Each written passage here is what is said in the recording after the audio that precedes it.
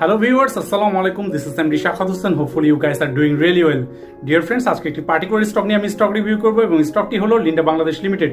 So Linda BD নিয়ে আমরা A to Z discuss করার আগে যে বিষয়টি বলবো তা হলো এই ভিডিওটি আপনাদের কোনোভাবেই বাই সেলের কোনো রিকমেন্ডেশন করে না।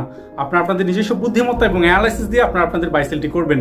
আর হ্যাঁ, যারা এখন পর্যন্ত চ্যানেলটি সাবস্ক্রাইব করেননি তারা ঝটপট সাবস্ক্রাইব করে ফেলুন নতুন নতুন সব ভিডিও পাওয়ার জন্য। তো চলুন আমরা শুরুতেই জানবো লিন্ডা বিডির হিস্টোরি সম্পর্কে। লিন্ডা বিডি বাংলাদেশে যাত্রা শুরু করে 1973-তে এবং ঢাকা স্টক এক্সচেঞ্জে এটি লিস্টেড হয় 1976-এ এবং লিন্ডা বিডি হচ্ছে একটি পুরোপুরি সাবসিডিয়ারি কোম্পানি অফ বিওসি, যেটি পুরোপুরি ইউকে বেস। তো চলুন এবার আমরা লিন্ডা বিডির বিজনেস সম্পর্কে জানবো, তারা কি বিজনেস করে। লিন্ডা বিডি বাংলাদেশের one of the leading industrial এবং medical gas supplier. So that particular area they are doing one kind of monopoly business. So এর পাশাপাশি তারা যেটা করে সেটি হলো তারা ইন্ডাস্ট্রিয়াল কেমিক্যাল, ইলেকট্রোড প্রোডাক্ট এবং ওয়েল্ডিং ইকুইপমেন্ট তারা সেল করে থাকে। বাট ডিয়ার ফ্রেন্ডস, একটি কোম্পানিকে ডিপলি অ্যানালাইসিস করতে গেলে শুধু তার বিজনেস জানলেই হবে না, তার যে পোটেনশিয়াল ইস্যু বা প্রসপেক্টিভ ইস্যু রয়েছে সেগুলো যেমন আমাদেরকে জানতে হবে, পাশাপাশি তাদের কনসার্নিং ইস্যুগুলো অবশ্যই আমাদেরকে মাথায় রাখতে হবে। সো চলেন আমরা তাদের প্রসপেক্টিভ ইস্যুগুলো নিয়ে জানি। প্রসপেক্টিভ ইস্যু নিয়ে কথা বললে প্রথমে বলতে হয় লিন্ডা বিডির কনজিউমার বেস নিয়ে। তাদের 35,000 প্লাস কনজিউমার রয়েছে এবং মোস্ট অফ দ্য কনজিউমার আর ইন্ডাস্ট্রিয়াল বেস। সো আমরা বুঝতেই পারছি তাদের কনজিউমার বেস কতটুকু স্ট্রং। এর পরের বিষয়টি যেটি আলোচনা করতে হবে তা হলো তারা রিসেন্টলি একটি প্লান্ট স্থাপন করেছে কার্বন ডাই অক্সাইড গ্যাস উৎপাদন করার। এটি পার ডে ক্যাপাসিটি হচ্ছে 36 টন এবং এটি অলরেডি 2019-এর মে মাস থেকে এটি রান করছে। সো এটি সামনে কতটুকু প্রফিট ম্যাক্সিমাইজ করতে পারে এটি আমরা বুঝতেই পারছি।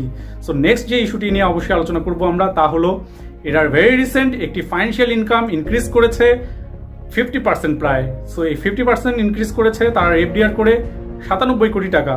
সো এটি তাদের ফাইন্যান্সিয়াল ইনকামে কতটুকু ভূমিকা রাখছে তা আমরা যখন কোয়ান্টিটিভ অ্যানালাইসিস করব সেখানে আমি আবার আপনাদেরকে ইনকাম স্টেটমেন্ট দেখিয়ে আবার ওই জিনিসটি প্রমাণ করে দিব। এরপরে যে বিষয়টি জানবো তা হলো লিন্ডা বিডি ভেরি রিসেন্ট তারা একটি পাওয়ার প্ল্যান্ট স্থাপন করেছে নিজস্ব 30 কোটি টাকা খরচ করে, যেটির পার ডে ক্যাপাসিটি হলো 10 মেগাওয়াট এবং এটি তাদের প্রোডাকশন ক্যাপাসিটিকে ইনক্রিজ করার জন্য এবং স্মুথলি রান করার জন্য যথেষ্ট ভূমিকা রাখবে।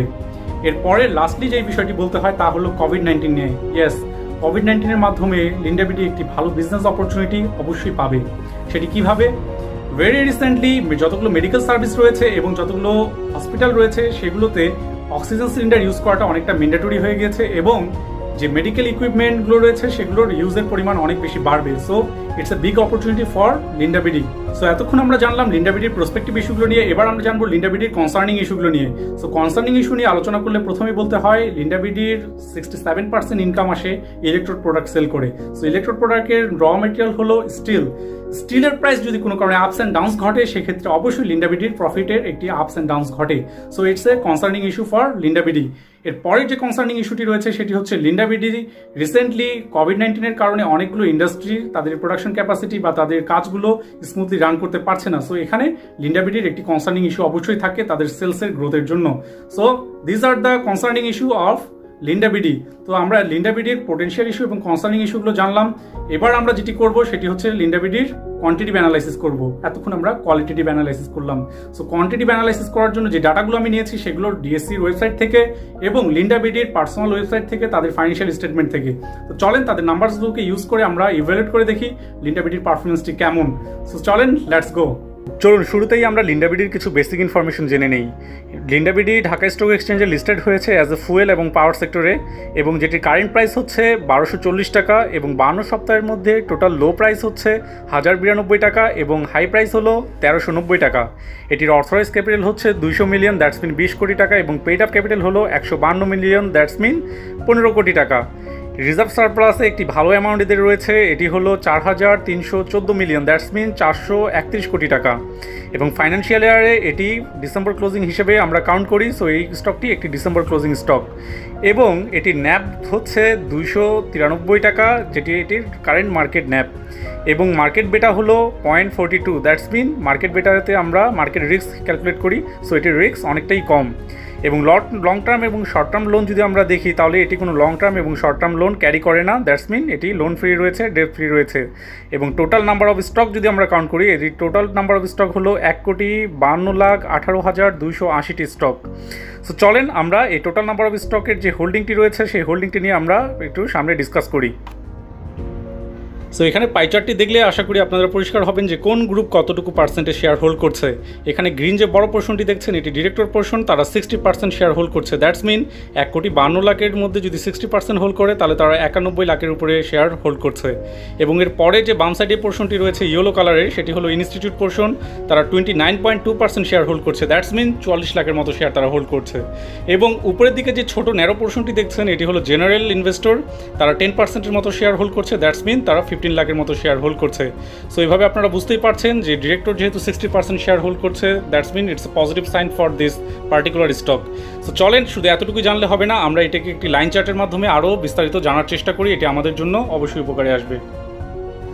এখানে লাইন চার্টের মাধ্যমে আমরা বিভিন্ন গ্রুপের হাত বদলের অবস্থান আমরা জানতে পারি। সো এখানে উপরের দিকের প্রথম লাইনটি দেখলে আমরা দেখতে পারি যে ডিরেক্টররা এখানে খুব একটি বড় হাত বদল করেনি, কয়েক মাসের মধ্যে এরা একটি শক্ত অবস্থানে রয়েছে। এবং নিচের দিকে যে অবস্থানগুলো ইনস্টিটিউট এবং জেনারেল পাবলিক, সেখানে কিছুটা পরিবর্তন ঘটেছে, তবে সেই পরিবর্তনটি খুব একটি বড় পরিবর্তন নয়। দ্যাটস মিন এখানে যারা স্টকটি হোল্ড করছে তারা একটি লম্বা সময়ের জন্য স্টকটি হোল্ড করছে। এবার আমরা জানবো লিন্ডা বিডির ডিভিডেন্ড সম্পর্কে। লিন্ডা বিডি সাধারণত স্টক ডিভিডেন্ড দেয় না, এরা সাধারণত ক্যাশ ডিভিডেন্ড দিয়ে থাকে। 2013, 14, 15 এবং 16-এ যদি আমরা দেখি তাহলে এরা কনস্ট্যান্টলি 310% করে ক্যাশ ডিভিডেন্ড দিয়েছে। তবে 2017-এ এসে তারা ডিভিডেন্ড ইনক্রিজ করে 340% এবং 2018-এ তারা আবারও ইনক্রিজ করে তাদের ডিভিডেন্ড 375% দিয়ে থাকে। এবং লাস্টলি সবচেয়ে বড় ডিভিডেন্ডটি দেয় তারা 500% 2019-এ। সো এই টোটাল ডিভিডেন্ডটিকে যদি আমরা একটি লাইন চার্টের গ্রাফে দেখার চেষ্টা করি তাহলে আমাদের ভিউটি আরও বেশি পরিষ্কার হয়। তো চলেন আমরা একটি লাইন চার্টে টোটাল ডিভিডেন্ডটিকে দেখার চেষ্টা করি। লাইন চার্টে দেখলেই আমরা দেখতে পারবো 2013, 14, 15 এবং 16-এ একটি নির্দিষ্ট রেখার মধ্য দিয়েই এই ডিভিডেন্ডের গ্রাফটি গিয়েছে। তবে 2017, 18, 19-এ আমরা এটির একটি আপ ট্রেন্ড দেখতে পাই, যেখানে ডিভিডেন্ডটি অবশ্যই ইনক্রিজ করে এবং তাদের ডিভিডেন্ড সক্ষমতা বাড়ে এবং তাদের এখানে একটি ডিভিডেন্ডের একটি গ্রোথ আমরা দেখতে পাই। এবার আমরা জানবো লিন্ডা বিডি নেট প্রফিট সম্পর্কে এবং এর পার্সেন্টেজ চেঞ্জ। ডিয়ার ফ্রেন্ডস, আমরা সবাই একটি ভালো কোম্পানি সিলেকশনের ক্ষেত্রে যে জিনিসটি লক্ষ্য করি সেটি হলো ইয়ার টু ইয়ার এর পারফরমেন্স, যেন এই কোম্পানিটির নেট প্রফিটের গ্রোথ থাকে। সো আমরা সেই বিষয়টিকে মাথায় রেখে যদি লিন্ডা বিডিকে কনসিডার করি তাহলে দেখতে পাই লিন্ডা বিডি 2014 থেকে 2019 পর্যন্ত নেট প্রফিটে একটি পজিটিভ গ্রোথ রয়েছে, কোনো নেগেটিভ গ্রোথ নেই। এবং আরেকটি বিষয় লক্ষণীয় তা হলো 2016-এ এটির সর্বোচ্চ নেট প্রফিটের গ্রোথ ছিল 35.50% এবং 2019-এ আরেকটি ভালো গ্রোথ ছিল 22.99%। ঠিক একইভাবে এই বিষয়গুলোকে কনসিডার করেই আমরা 2020, 2021 এবং 2022 আমরা একটি এস্টিমেট ক্যালকুলেশন করে থাকি এবং এই ক্যালকুলেশনের মাধ্যমে আমরা জানতে পারি 2020 এবং 2022-তে একটি ভালো গ্রোথ থাকবে এই কোম্পানিটির। সো এভাবেই আমরা যদি ইপিএসকেও দেখি তাহলে আমরা জানতে পারি যে 2014 থেকে 2019 পর্যন্ত ইপিএসেরও একটি পজিটিভ গ্রোথ রয়েছে, কোনো নেগেটিভ গ্রোথ নেই। কিন্তু 13 থেকে 14 দেখলে এখানে একটি নেগেটিভ গ্রোথ ছিল। বাট আমরা যেহেতু 5 বছরের বিষয়টিকে খুবই প্রাধান্য দিই, সো 5 বছর দেখলে আমরা অবশ্যই দেখতে পাই যে এই কোম্পানিটির একটি পজিটিভ গ্রোথ ছিল। সো এভাবেই আমরা একটি চার্টের মাধ্যমে দেখার চেষ্টা করব যে নেট প্রফিটের যে লিন্ডা বিডির গ্রোথ, সেই গ্রোথটিকে আমরা একটি চার্টের মাধ্যমে দেখব। তো চলেন আমরা একটি চার্টে যাই। চার্টের দিকে তাকালেই আমরা বুঝতে পারি 2013 থেকে 14-এর মধ্যে একটি ছোট্ট নেগেটিভ গ্রোথ ছিল এবং একটি ডাউন ট্রেন্ড ছিল। এরপর থেকে 2014 থেকে শুরু করে 2019 পর্যন্ত একটি আপ ট্রেন্ড রয়েছে এবং সব থেকে ভালো কয়েকটি আপ ট্রেন্ড আমরা দেখতে পারি 2018 থেকে 2019, 2015 থেকে 2016। সো 2018 থেকে 19-এর এই ভালো গ্রোথের পিছনে একটি অবশ্যই রিজন আছে, কিছু প্রসপেক্টিভ ইস্যু রয়েছে। আলোচনার শুরুতেই আমি আপনাদের বলেছিলাম যে তাদের একটি ফাইন্যান্সিয়াল ইনকাম ইনক্রিজ করেছে, যেটি আমি কোয়ান্টিটিভ অ্যানালাইসিস করার সময় আপনাদের অবশ্যই শো করব। সো আমি অবশ্যই আপনাদের কথা দিয়ে সেই কথাটি রাখবো, আপনাদেরকে আমি এটি প্রমাণ করে দেখাবো যে তারা কীভাবে 2018 থেকে 19-এ একটি ভালো ফাইন্যান্সিয়াল ইনকাম ইনক্রিজ করেছে। সো চলেন আমরা দেখি। আমরা এই ছবিটি নিয়েছি লিন্ডা বিডির ইনকাম স্টেটমেন্ট থেকে। আপনারা এখানে লক্ষ্য করে দেখেন 2018 থেকে 2019-এর মধ্যে তারা নেট ফাইন্যান্সিয়াল ইনকাম 2 কোটি থেকে 4,44 লাখে পৌঁছে গিয়েছে জাস্ট এক বছরের মধ্যে। তারাও সো এখানে স্পষ্ট বোঝা যায় যে নেট ফাইন্যান্সিয়াল ইনকাম তারা কীভাবে ইনক্রিজ করেছে এফডিআর করার মাধ্যমে। এবার আমরা যে বিষয়টি দেখব সেটি হলো লিন্ডা বিডির dividend payout ratio. Dividend payout রেশিওকে সাধারণত বের করার জন্য আমরা যেটা করি সেটা হলো টোটাল ডিভিডেন্ডকে ইপিএস দিয়ে ভাগ করি, এর মাধ্যমে আমরা জানতে পারি total dividend payout ratio. এর মাধ্যমে আমরা যেটি জানতে পারি যে একটি কোম্পানি কতটুকু ইপিএস আর্ন করছে এবং সেই পরিমাণ তারা ডিভিডেন্ড ডিসবার্স করছে কিনা। সো সেই হিসেবে যদি আমরা লক্ষ্য করি তাহলে দেখতে পারি লিন্ডা বিডি 2013-এ 64% ডিসবার্স করেছে তাদের ডিভিডেন্ড এরপরে 2014 এবং 15-এ তারা ভালো করেছে, তারা ইপিএস তেমন একটি ভালো না করলেও তারা এখানে ডিভিডেন্ড ডিসবার্স করেছে অনেক বেশি, 76% এবং 73%। বাট তারা 2016, 17 এবং 18-এ তারা আর্নিং ভালো করলেও তারা এখানে খুব একটি ভালো ডিভিডেন্ড ডিক্লেয়ার করেনি। বাট 2018 এবং 19-এ যদি আমরা লক্ষ্য করি তাহলে আমরা দেখতে পারবো তাদের ইপিএস যেমন আর্নিং বেড়েছে, পাশাপাশি তাদের ডিভিডেন্ড পে আউট রেশিওটি বেড়েছে 57% এবং 62%। সো আমরা যদি লক্ষ্য করি তাদের ডিভিডেন্ড পে আউট রেশিও খুব একটি ভালো না, বাট তারা 2018 এবং 19-এ তারা ভালো একটি dividend payout ratio maintain করার চেষ্টা করছে। আসুন এবার আমরা লিন্ডা বিডিকে চার্টে অ্যানালাইসিস করে দেখি।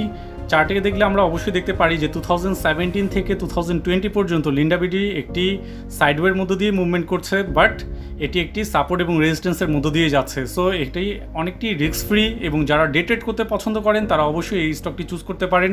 সাপোর্ট এবং রেজিস্ট্যান্স লাইনকে ফলো করে আপনারা আপনাদের ট্রেডটিকে এক্সিকিউট করতে পারেন। বাট আপনারা রিসেন্টলি লক্ষ্য করলে দেখতেই পারবেন, আমি যদি আপনাদেরকে একটি রিসেন্ট চার্ট দেখাই 2019 টু 2020 পর্যন্ত, তাহলে আপনারা দেখেন এখানে লক্ষ্য করে রিসেন্টলি কিছু ভলিউম পাচ্ছে স্টকটি, কিন্তু এখন পর্যন্ত এটি রেজিস্ট্যান্স লাইন ব্রেক করতে পারেনি। রেজিস্ট্যান্স লাইনের মধ্য দিয়েই স্টকটি ট্রেড হচ্ছে এবং সাপোর্ট লাইনে আসার পরেই স্টকটি মুভ করছে আবার। সো যারা ডে ট্রেড করতে আবারও বলছি পছন্দ করে এবং যারা লম্বা সময়ের জন্য রাখতে চায়, হোপফুলি যারা ভালো ভলিউমে স্টিল হোল্ড করছে, সামনে যে প্রসপেক্টিভ ইস্যুগুলো রয়েছে সেগুলো দিয়ে আশা করি রেজিস্ট্যান্স লাইনটি ব্রেক করতে পারবে এবং সামনে একটি ভালো প্রফিট বা একটি ভালো অপরচুনিটি ক্রিয়েট করতে পারে।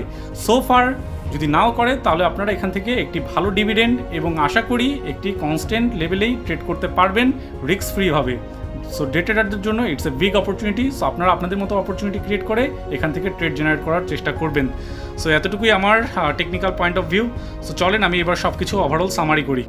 সো সামারি করলে যেটি এক কথায় বলতে হয় সেটি হলো Linda BD is a very good stock for investment.